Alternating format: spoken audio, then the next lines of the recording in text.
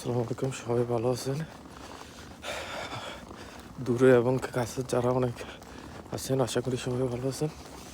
আজকে new York সিটিতে অনেক ভয়াবহ তুষারপাত হচ্ছে,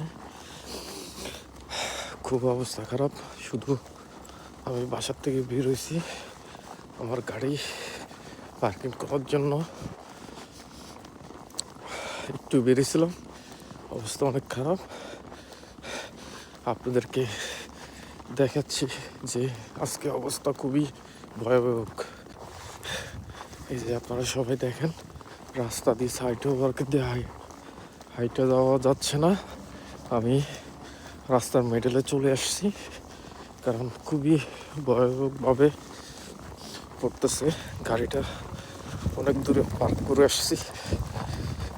এই যে দেখেন, অবস্থা খুবই ভয়াবহ হচ্ছে।